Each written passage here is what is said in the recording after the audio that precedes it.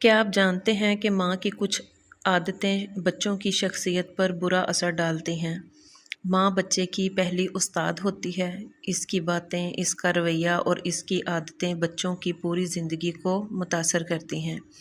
अस्सलाम वालेकुम व्यूवर्स, कैसे हैं आप? आई होप कि आप सब लोग ठीक होंगे। अल्हम्दुलिल्लाह मैं भी ठीक हूँ। आज मैं आपको बताऊंगी कि माँ की किन आदतों की वजह से बच्चों की शख्सियत मुतासर होती है। मैं पॉइंट टू पॉइंट आप लोगों को बताऊंगी। हो सकता है कि कोई पॉइंट की आप में गलती हो तो आप लोग मेरी वीडियो की वजह से अपने अंदर वो चेंज ला सकें। नंबर एक पर है हर वक्त डांटना या चीखना। अगर माँ हर बात पर बच्चों को डांटे या चीखे तो बच्चे के दिल में खौफ पैदा होता है। ऐसे बच्चे या तो बहुत डरपोक हो जाते हैं या फिर बहुत ज़िद्दी हो जाते हैं और वो बात बात पर ज़िद करने लग जाते हैं, या माँ अगर किसी सही काम से भी मना कर रही है वो बच्चे उस काम को जो है ना वो अपनी ज़िद बना लेते हैं। नंबर 2 पे आऊँगी, अपने बच्चों का दूसरे से मुआवजा करना।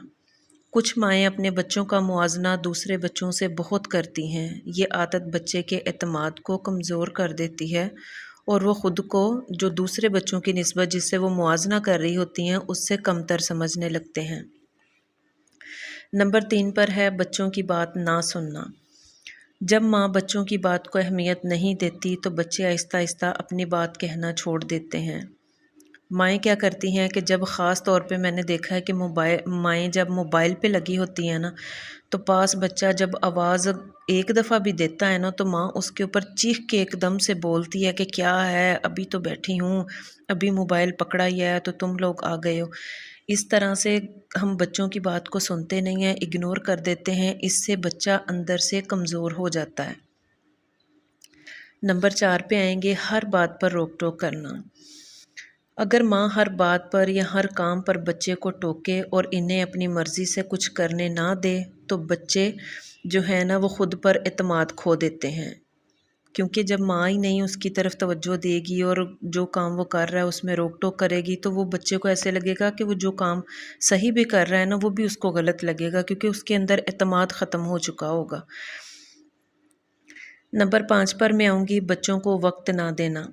बच्चे चाहे छोटे हों या बड़े हों वो माँ की मोहब्बत और तवज्जो मांगते हैं। अगर माँ मसरूफ़ियत की वजह से बच्चों को वक्त ना दे तो बच्चे तन्हाई महसूस करने लग जाते हैं। नंबर 6 पर है मोहब्बत का इजहार ना करना। कुछ माएँ जो होती हैं वो बच्चों से मोहब्बत तो कर रही होती हैं लेकिन उसका इजहार नहीं करती। जिस तरह से बच्चे मतलब ख़ुद को फ़ील करवाना चाहते हैं ना कि इस तरह से हो, उस तरह से वो इजहार नहीं करती। जब बच्चों को माँ की तरफ से प्यार और हौसला अफजाई ना मिले तो वो अंदर से तन्हा महसूस करते हैं।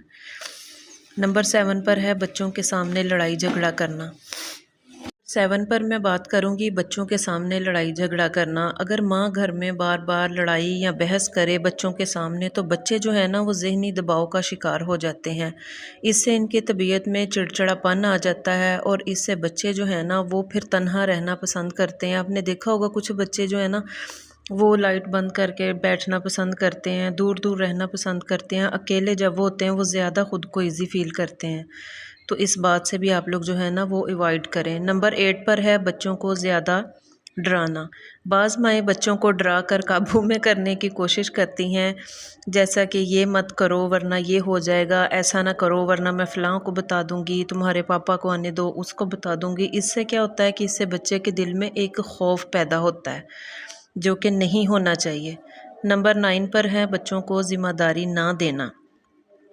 अगर माँ बच्चों को कभी कभी कोई ज़िम्मेदारी नहीं देती तो वो ख़ुद मुख्तार और मज़बूत नहीं बन पाते। तो इसलिए बच्चों को घर के छोटे छोटे कामों में अपने साथ हेल्प के तौर पर लगाया करें, या जो काम वो करना चाह रहे हैं उनको मतलब थोड़ी सी स्पेस रखा करें कि हाँ ये बच्चा कर ले, क्योंकि जो बच्चे करते हैं वही सीखते हैं।